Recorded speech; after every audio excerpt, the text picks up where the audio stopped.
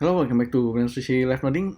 The other day, I have a chance to watch this Netflix show, Lock and Keys, and this show has a lot of really interesting key design. Kind of really interested to make one in Blender. I was actually a while back ago. I watched this movie Hugo with the key and this animatronic or automaton, and it's very inspiring. I probably will make automaton at some point. Yeah, but the idea is to make some kind of procedural key in Blender. So this is what I made. It's inspired by Blender logo, maybe kind of like a donut shape or maybe like a bagel. But anyway, this it looks like a key, right? Maybe it can be better. It can have better design, but the idea is here. So there are basically only three parts of the key. So this, the top part, the middle part, and this part, the key part. Alright, it's nothing really complicated. We can start with this part. This actually can be made better. Maybe the shapes itself, I can start from this angle and then kind of extrude it down if I want to make more details. But this key part, let's have a look. It's basically created, I started with a line that goes into vector noise, and the noise generate the scalar value that's making this kind of pattern. Although in real keys, probably it's gonna look nicer if it has some kind of a ridge like this. Maybe not all sharp like this, because sharp keys can be kind of dangerous. So maybe if I have better control with the ridge, it's gonna look better. I don't know. So that's just for future idea. So I simply extrude the edge up from a line and I bevel it. Or actually, yeah, I think I can use the bevel, but I didn't end up using the bevel. So supposedly I want to get the bevel to kind of make sharp and turning it into less sharp design. But anyway, I probably didn't make that happen.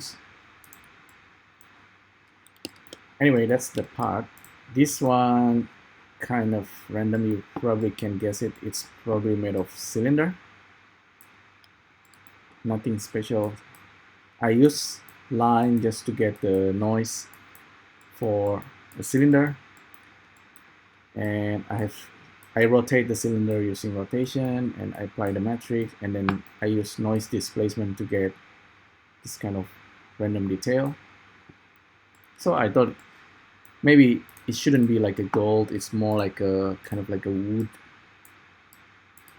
But I kind of like this as a gold as well. So this part like a donut, but it's not like a, it's I think the middle part, it would look nicer if the middle part is like more like a Blender logo, something like that. But I like it that it's shaped like a donut and also like a kind of like a chocolate. So this part was made, I started from a ring shapes, and then I inset the faces a couple of times. I'm using inset instead of extrude because inset is apparently more stable, and if I scrub the timeline, the face doesn't change, the index of the face doesn't change. So if the index doesn't change, I could actually use this list input, and I can simply specify the face ID. So I look at the face number over here. Let's see.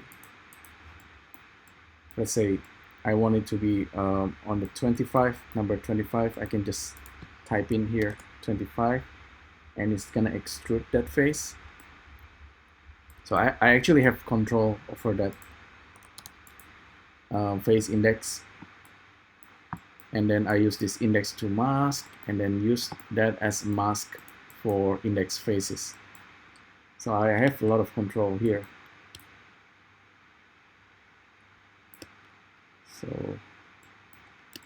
So if you're happy with the design, actually with the donuts, with this part I use mirror modifier, bevel, mirror, etc.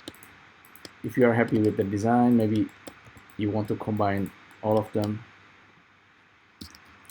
then I use F3 and then convert to mesh.